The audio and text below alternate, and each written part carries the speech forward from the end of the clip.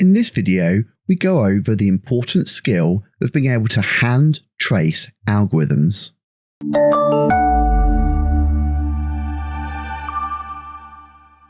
Hand tracing algorithms is a vital skill for understanding program flow and testing the accuracy of an algorithm for logic. It involves examining a printed extract of code and running through the program. Take each line, one at a time, and write the current state of each variable in a trace table. Note down any output the program produces. Each variable present in the program should have its own column in the trace table, and a new row should be added under any column if the state of a variable changes. Trace tables are an excellent way to track down logic errors in a problem. So let's actually have a go. Here's a simple program that we have written in Python. Let's start by identifying any variables in the program and put each one in its own column to create our trace table. So we see there's a variable called number, and there's one called counter, and there's another one called total. So we've got our trace table, it's empty, we've got a column for each variable, and I've also shown you the output window down the bottom. Now, the first line of our program says number equals print enter a number, so we're going to ask the user for a number. So when this first line of code executes, we're going to assume the user enters the integer 5 and then trace the program from that point on. You could just as easily pick another number and follow the trace table through. So, number equals print enter a number. They've entered 5, so we've put 5 into the column number, and also in the output window we can see the text has been output to the user and the number 5 that the user has entered. Total then equals 1, so the contents of the total variable has changed. So we add a row underneath the total column and put 1.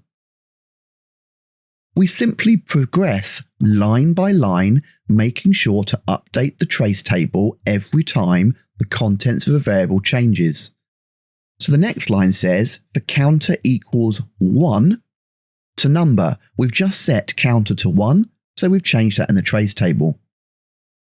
We then say total equals total times counter. Well, that's 1 times 1, so total equals 1. Now, the actual value of total hasn't changed, but we have assigned 1 over 1, so it's a great way of showing that we've added an extra row and we've put 1 again. We then say next counter. Well, that means the counter variable increments, so we've updated that in the table from 1 to 2. We then go back to the start of the for loop. The counter equals 1 to number. Well, counter is currently 2, number is 5. We're back inside. Total equals total times counter. Well, total is 1 times counter 2. 1 times 2 is 2. So we're showing how total is updating. We hit the end of the for loop and we increment the counter by 1. We carry round the for loop. Total equals total times counter. So this time, total is 2 times counter is 3, so total gets updated to 6. Next counter, counter increments to 4. We're back inside the for loop again. Total equals total times counter. Total is 6, counter is 4, so total gets updated with 24. Next counter, counter increments from 4 to 5. We go back to the start of the for loop. The counter equals 1 to number.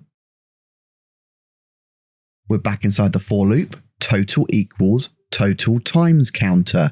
Total is 24, counter is 5. 5 times 24 is 120. Next counter. Counter is incremented to 6. Back at the start of the for loop, the counter equals 1 to number. Well, number's 5, counter's now 6, so this time we won't enter the for loop, so we jump to the line at the end of the for loop. Output total.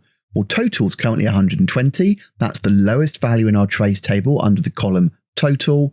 And because it gets output, we display that in our output window. So what is this program doing? Well, by tracing it, we can see it's outputting the factorial of the number that's entered. So we entered 5, and the factorial of 5 is 1 times 2 times 3 times 4 times 5, or 120, which is what this gave us when we traced it. Having watched this video, you should be able to answer the following key questions. What do we mean by hand tracing an algorithm? And why is hand tracing an algorithm a useful skill to learn?